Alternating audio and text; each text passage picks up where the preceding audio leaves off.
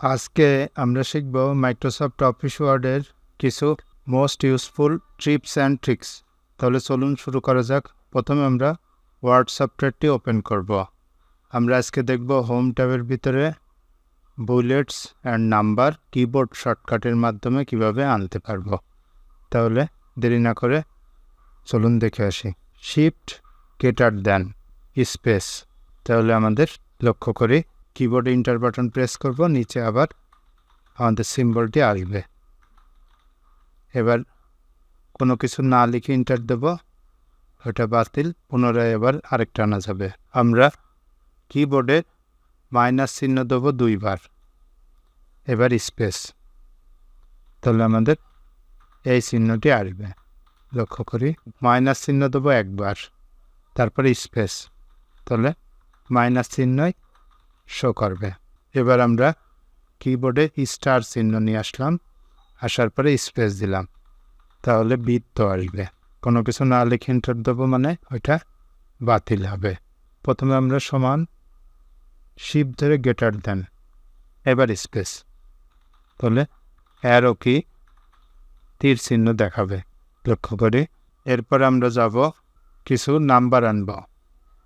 1 full stop space, 2 3 এভাবে number দিতে পারবো। শিফট এ ফুল স্টপ স্পেস, তাহলে এবিসি নাম্বারও সেট করা যাবে। ছোট হাতের এ ফুল স্টপ স্পেস, ক্যাপিটাল লেটারে বড় হাত স্মল লেটারে 2 রকমই আনতে পারবো।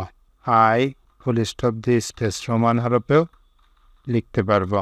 লক্ষ্য করি শিফট ধরে আমরা আই দিলাম, তাহলে বড় হাতের রোমান স্টাইলে আসবে।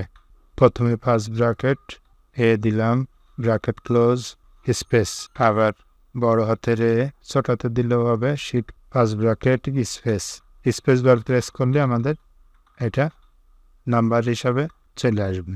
আমরা কোনো বুলেটস অথবা নাম্বার একটু ডান দিকে সরাবো, তাহলে আমরা বুলেটের উপরে ক্লিক করব।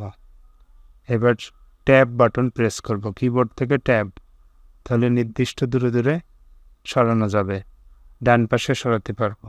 বেশি সরে গেছে আগাবো, শিফট ধরে ট্যাব, শিফট ট্যাব, তাহলে সামনের দিকে আগানো যাবে। লেখার মধ্যে ক্লিক করলাম, আমরা যে ট্যাবটা দিয়েছি এটা মুছে দেবো। আমরা যে চিহ্নটা ব্যবহার করছি এটা মুছবো, তাহলে সিলেক্ট করব অথবা যে লাইনে কার্সার রাখবো শুধু সেইটা মুছবে। আমাদের হোম ট্যাবের মধ্যে বুলেট নান, তাহলে ওটা বাতিল করা যাবে। আমার এই চ্যানেলের ভিডিওটি আপনাদের কেমন লাগছে তা অবশ্যই কমেন্ট করে জানাবেন। ভালো লাগলে লাইক, কমেন্ট এবং শেয়ার করতে ভুলবেন না। আমার এই চ্যানেলে নতুন হয়ে থাকলে চ্যানেলটিকে অবশ্যই সাবস্ক্রাইব করবেন। এতক্ষণ ভিডিওটি দেখার জন্য অসংখ্য ধন্যবাদ।